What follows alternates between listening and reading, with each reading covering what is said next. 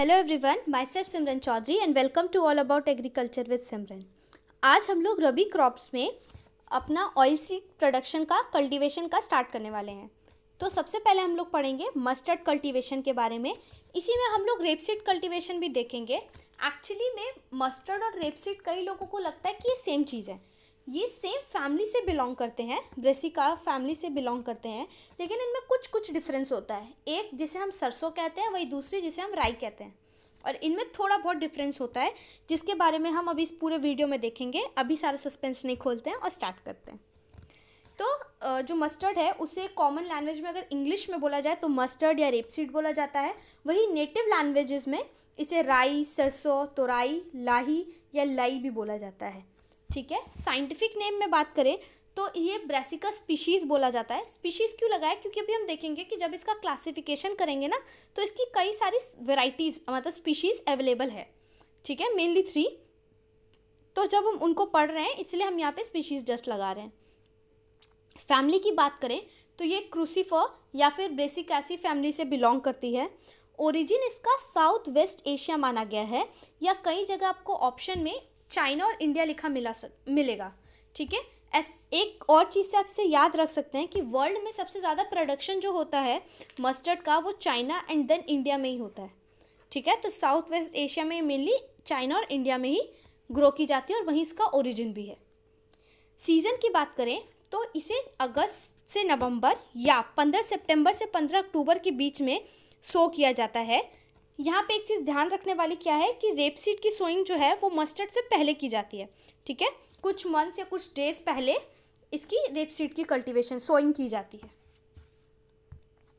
फिर अब बात करते हैं ज्योग्राफिकल डिस्ट्रीब्यूशन की।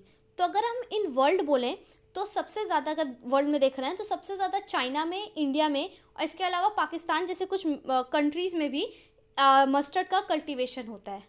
और अगर इटसेल्फ इंडिया में बात करें जाए तो सबसे ज़्यादा राजस्थान में इसका कल्टीवेशन होता है। इसके अलावा यूपी, हरियाणा में भी इसका मेजर प्रोड्यूसिंग स्टेट्स हैं ये।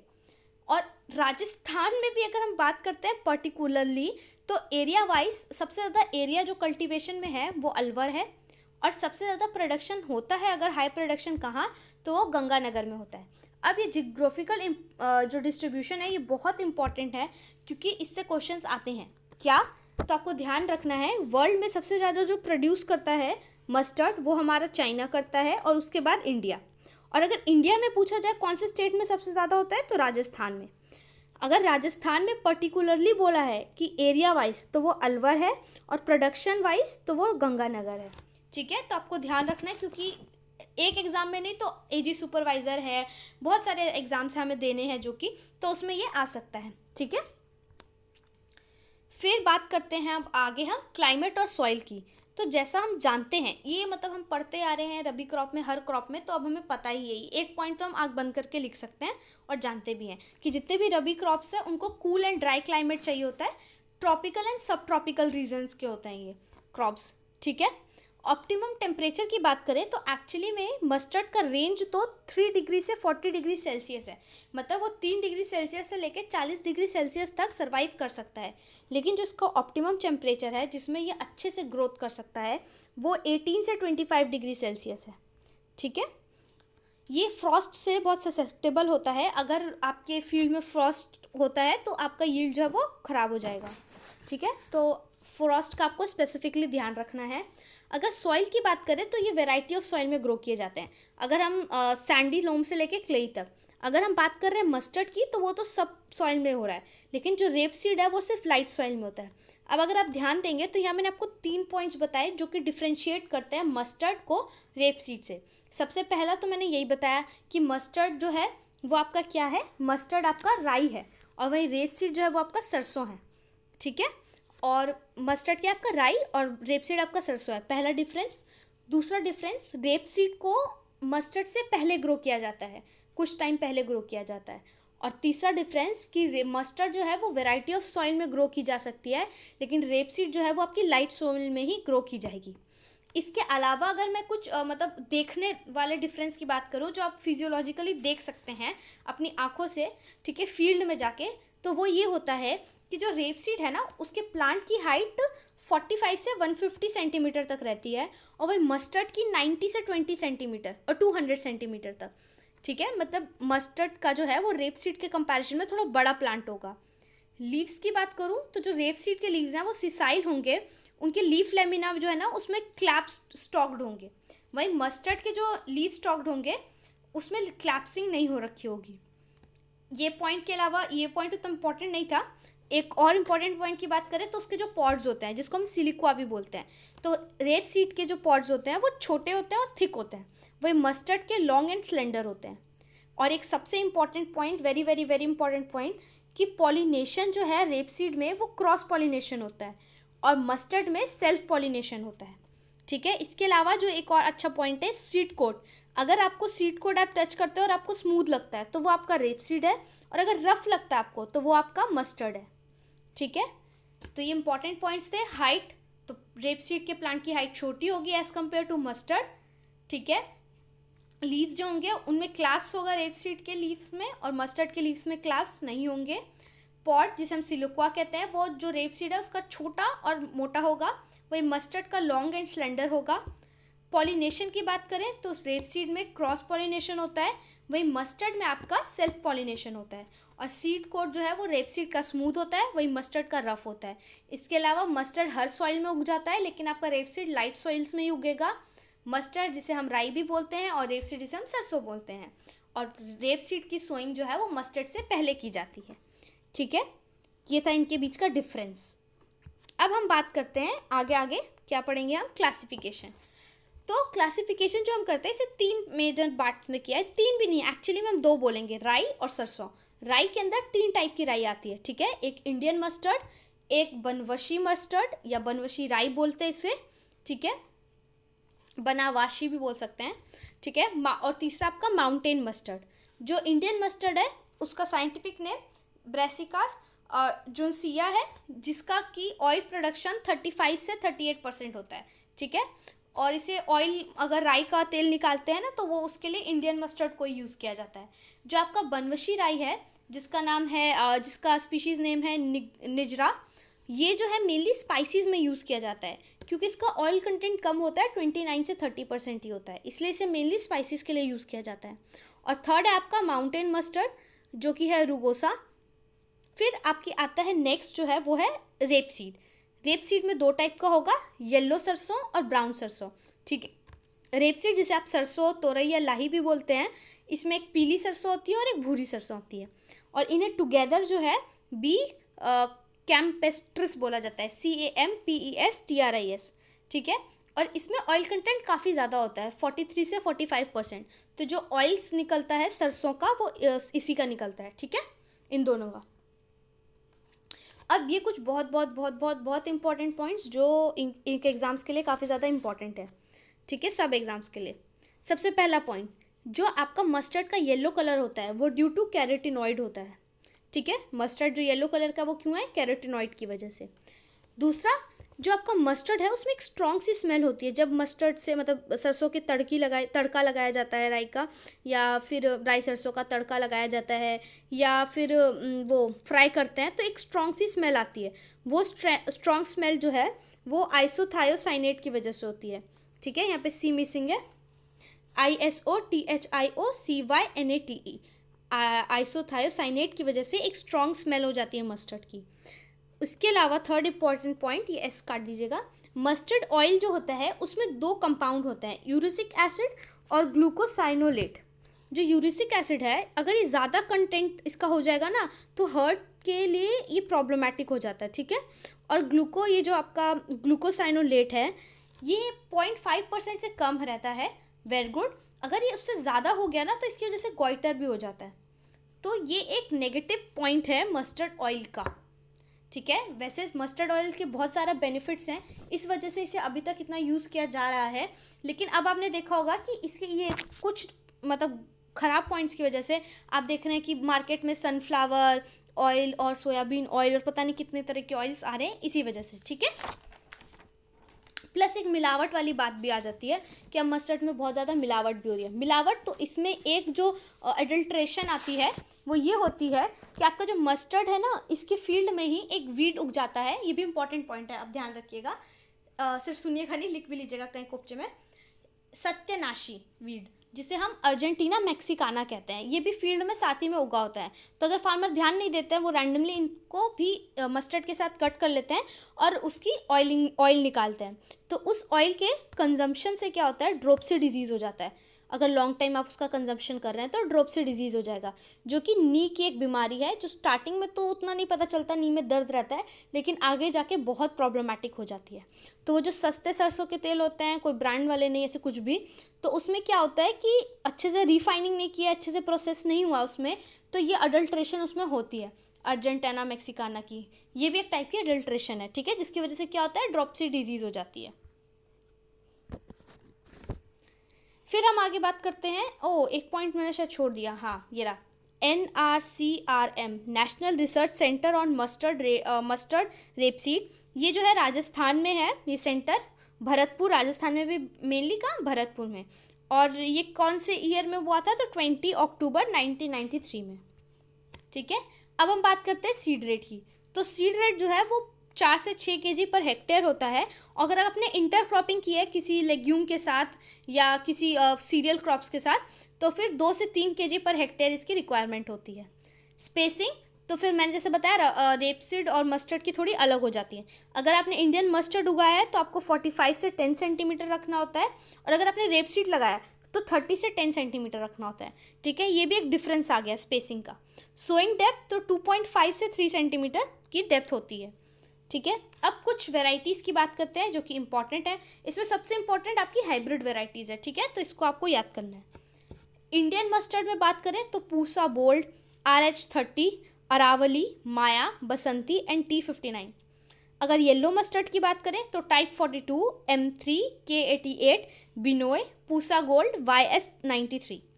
ब्राउन मस्टर्ड की बात करें तो Pusa Kalyani, BS70, KOC1, KNS3, ठीक है। ये येलो एंड ब्राउन आपका ये रेपसीड है, ठीक है, जिसे मस्टर्ड लिख दिया है। फिर हाइब्रिड वैरायटी की बात करें तो 2 इंपॉर्टेंट हाइब्रिड वैरायटीज़ आती हैं यहाँ पे। एक NRC HB506, जो कि वर्ल्ड की सबसे पहली मस्टर्ड हाइब्रिड वैरायटी है, जिसे वही राजस्थान भरतपुर में बनाया गया था इन 2009, ठीक है। इसके अलावा आपका NRC HB101, DRH11, Pusa Jaya, किसान, ये किसान जो है इसको बायो 902 के नाम से भी जाना जाता है, और ये 40% ऑयल इससे हमें प्रोडक्शन मिलता है, इसीलिए इस वैरायटी को बनाया गया था, हाइब्रिड वैरायटी को, कि आपको इससे ऑयल कंटेंट ज़्यादा मिल सके, ठीक है।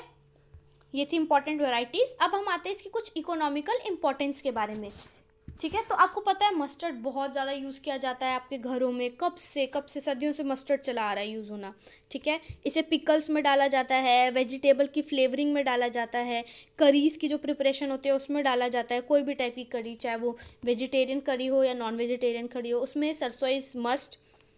ऑयल में इसे कुकिंग के लिए यूज़ किया जाता है, फ्राइंग के लिए यूज़ किया जाता है, घी बनाने के लिए, हेयर ऑयलिंग के लिए भी यूज़ किया जाता है, उससे आपके बाल शाइनी होते हैं, थिक होते हैं, ब्लैकन होते हैं। लुब्रिकेटिंग के लिए यूज़ किया जाता है, लुब्रिकेशन के लिए भी काफ़ी जगह यूज़ करते हैं। टोटल प्रोडक्शन जो है रेपसीड और मस्टर्ड का वर्ल्ड में वो अराउंड 35.15 मिलियन टन है, जिसमें से इंडिया में 6.96 मिलियन टन इसका प्रोडक्शन होता है, ठीक है। अब न्यूट्रिएंट मैनेजमेंट की बात करते हैं हम लोग। तो अब जब फील्ड की प्रिपरेशन करते हैं उसी टाइम में आपको 7 से 15 टन पर हेक्टेयर FIM डाल देते हैं हम लोग फील्ड में, ठीक है। मोस्टली 12 टन आपको लिखा मिलेगा, 7 से 15 टन। NPK रेशियो, तो अगर आपने सॉइल टेस्ट कराया है तो उसका रिकमेंडेड आपका आ गया होगा NPK रेशियो। वैसे जो है जनरली डाला जाता है 80:60:40 kg पर हेक्टेयर NPK आपका। इसके अलावा अगर रिक्वायर्ड है फील्ड में तो आप जिप्सम भी डाल सकते हैं 250 kg पर हेक्टेयर। फिर हम अब करेंगे, इसमें कितना अच्छा लग रहा है, लेकिन इतना अच्छा लगने के लिए हमें इसमें वाटरिंग भी तो करनी पड़ेगी, तो वाटर मैनेजमेंट। तो इसे 400 mm वाटर की रिक्वायरमेंट होती है, ठीक है। मेन जो क्रिटिकल स्टेज होता है वो प्री फ्लावरिंग और पॉट फिलिंग स्टेज होता है, ठीक है। प्री फ्लावरिंग और पॉट फिलिंग स्टेज जो है वो इसका मोस्ट मॉइस्चर क्रिटिकल स्टेज होता है। अगर हम इसमें IW और CPE रेशियो की बात करें तो वो 0.6 होता है। इसमें मेनली 2 इरिगेशन रिक्वायर होती है। फर्स्ट ब्रांचिंग स्टेज पे जो कि 30 से 35 डेज आफ्टर सोइंग आती है, और सेकेंड पॉड फॉर्मेशन स्टेज पे जो कि 60 से 65 डेज आफ्टर सोइंग आती है। फिर हम करेंगे weed management and then last harvesting. Weed management की बात करें तो प्रॉब्लमेटिक वीड जैसे कि ये अर्जेंटिना मैक्सिकाना हो गया, चिनोपोडियम एल्बम हो गया, या कॉन्वोल्यूस हो गया, इन सबको आपको, ये प्रॉब्लमेटिक वीड्स हैं, इनका आपको निवारण करना ही पड़ेगा, उसके अलावा आपका काम नहीं चलेगा। ठीक है, अगर आपको प्री इमरजेंस के लिए यूज़ करना है, यानी उसके इमरजेंस से पहले, वीड्स के इमरजेंस से पहले, तो आप पेंडामिथाइलिन यूज़ कर सकते हैं 0.5 से 1.5 kg पर हेक्टेयर। अगर आपको सोइंग प्लांटिंग करने से पहले उसका केमिकली हटाना है उसको, तो आप फ्लूराक्लोरीन यूज़ कर सकते हैं 1.25 kg वही पर हेक्टेयर। और अगर उग गया, आपने सोइंग करी, सब हटाने की बहुत कोशिश की, लेकिन उसके बाद भी वो उसका इमरजेंस हो जाता है वीड्स का, तो आप पोस्ट इमरजेंस के लिए आइसोप्रोट्यूरन यूज़ कर सकते हैं 0.75 kg पर हेक्टेयर। ठीक है, इसके अलावा क्रॉपिंग पैटर्न्स, क्रॉपिंग सिस्टम जो होता है, आप उनका भी यूज़ कर सकते हैं वीड्स को अवॉइड करने के लिए। किसके साथ? तो राइस के साथ, मिलेट्स के साथ, पल्सेस, सीरियल्स, पोटैटो, इनमें से किसी के साथ भी ये कर सकते हैं आप। फिर आता है हमारा ये मस्टर्ड का फ्लावर हो गया। फिर हमारा आता है हार्वेस्टिंग। तो हार्वेस्टिंग कब की जाती है? तो कलर्स जो है ना, लीव, स्टेम और सीक्वा क्या बताया था मैंने, सिलिक्वा क्या होता है आपका, पॉड्स होते हैं। तो जब ये ग्रीन से पेल येलो कलर के होने लग जाते हैं, तब हमें समझ आ जाता है कि अब इसका हार्वेस्टिंग का समय हो गया है। हम क्या करते हैं, इसको हार्वेस्ट कर लेते हैं, खुली धूप में कुछ घंटों के लिए छोड़ देते हैं कि वो ड्राई हो जाए। उसके बाद उसके बीट को, मतलब पॉड्स को जो है प्लांट के साथ ऐसे बीट करते हैं खूब। ठीक है, जैसे वीट में करते हैं ना, बीट करते हैं, जिससे उसके जो पॉड्स में जो दाने हैं वो सारे निकल जाते हैं, और फिर उसको क्लीन और ड्राई कर लेते हैं। क्लीन कर लिया, जो भी हस्क वगैरह उसको हटाया, और जो हमारे काम के उसके दाने हैं उसको अलग कर लेते हैं, और फिर उसको सुखा लेते हैं। इसमें 8 से 10% मॉइस्चर होना चाहिए ताकि आप उसे स्टोर कर सकें। ठीक है, स्टोरेज में डालने से पहले हम मॉइस्चर चेक करते हैं, तो 8 से 10% मॉइस्चर है तो वेल गुड, आप उसको स्टोर कर लीजिए। और यील्ड की बात करें तो 20 से 25 क्विंटल पर हेक्टेयर आपको इससे यील्ड मिलता है। फाइनली मस्टर्ड आपका ख़त्म हो गया। मस्टर्ड में इतना ही था, रेपसीड कल्टीवेशन इसी के अंडर आ गया। ठीक है, यहाँ आपने कितना कुछ पढ़ा, कैसे मस्टर्ड का यूज़ होता है, क्या उसका इकोनॉमिकल इंपॉर्टेंस है, ज्योग्राफिकल डिस्ट्रीब्यूशन, कैसे हम मस्टर्ड और रेपसीड में थोड़ा सा डिफरेंस देखें, और क्लासिफिकेशन हमने पढ़ा, साथ में कुछ इंपॉर्टेंट पॉइंट पढ़े, कैसे मस्टर्ड का येलो कलरिंग होती है, उसमें क्यों स्ट्रॉन्ग स्मेल होती है, क्या नेगेटिव पॉइंट है मस्टर्ड के, क्या पॉजिटिव पॉइंट्स हैं, सब कुछ हमने इसमें कवर किया। ये सारा इंपॉर्टेंट चीज़ था जो आपके ऑब्जेक्टिव सब्जेक्टिव दोनों वे में इंपॉर्टेंट है। इसके अलावा अगर कुछ इंपॉर्टेंट पॉइंट्स लगेंगे तो मैं जो है उसे अपने ये पोल क्वेश्चंस जो मैं देती हूँ कम्युनिटी पोस्ट पे, उसमें डाल दूंगी, या फिर हमारी जो ये वीडियो सीरीज़ चल रही है A4 के क्वेश्चन सीरीज़, या जितने भी इंपॉर्टेंट क्वेश्चंस हैं उनकी जो सीरीज़ अभी चल रही है उसमें कवर कर लूँगी। ठीक है, होपफुली आपको ये सब कुछ चीज़ें हेल्पफुल रहेगी। और प्लीज़ प्लीज़ प्लीज़ लाइक करिए, सब्सक्राइब करिए। मैं ज़्यादा बोलती नहीं हूँ लेकिन करिए क्योंकि मोस्टली जो व्यूवर्स हैं वो क्या कहते हैं, अनसब्सक्राइब्ड व्यूवर्स ही हैं, तो इसलिए आप करिए। कुछ नहीं, इससे कुछ मुझे तो मिलता नहीं है, लेकिन एक मोटिवेशन मिलता है ना कि अरे लोगों को पसंद आ रहा है, लोगों को ज़रूरत है। क्योंकि एग्रीकल्चर एक ऐसा सब्जेक्ट है, एक ऐसा फील्ड है जहाँ पे डेवलपमेंट होने की बहुत बहुत बहुत बहुत ज़्यादा ज़रूरत है। ठीक है, क्योंकि इस एग्रीकल्चर एक ऐसा फील्ड है जो कि अगर इम्प्रूव होता है, ठीक है, एडवांस होता है, तो इससे आपकी कंट्री जो है तुरंत डेवलपिंग से डेवलप्ड बन सकती है, according to me of course. तो हमारा एग्रीकल्चर एक ऐसा सेक्टर है जिसमें बहुत ज़्यादा डेवलपमेंट की ज़रूरत है। ठीक है, और वीडियो काफ़ी लंबा हो गया इसलिए मैं खुद ही शॉर्ट करने की कोशिश करती हूँ। आप देखते होंगे अगर आप किसी और यूट्यूबर की या फिर यूट्यूब पे कोई भी वीडियो सर्च करेंगे कल्टीवेशन से रिलेटेड, तो आपको बहुत लंबी लंबी वीडियोस मिलेंगी, लेकिन मैं कोशिश करती हूँ कि 20 मिनट मैक्सिमम जाए, 25 मिनट्स, और वीडियो जो है ख़त्म हो जाए। अभी भी देखिए 20 मिनट हुआ नहीं है। ठीक है, तो मैं यही कोशिश करती हूँ कि 20 से ज़्यादा जाए ना। अभी तक सिर्फ एक ट्रांसपोर्ट वाली है जो आधा घंटा की गई है, बाकी सब 20 से कम की लगभग रहती है, ताकि आपको भी आसानी हो देखने में और गैस भी आप जल्दी कर लें। बाकी मेरी कोशिश पूरी रहती है, ऐसा नहीं कि छोटे वीडियो के चक्कर में आपको कुछ समझाती नहीं हूँ, मैं खुद भी अच्छे से रिसर्च करके उसके बाद ही आपके लिए मटेरियल बनाती हूँ। ठीक है, थैंक्स फॉर वॉचिंग। काफ़ी लंबा लेक्चर हो गया। Thank you.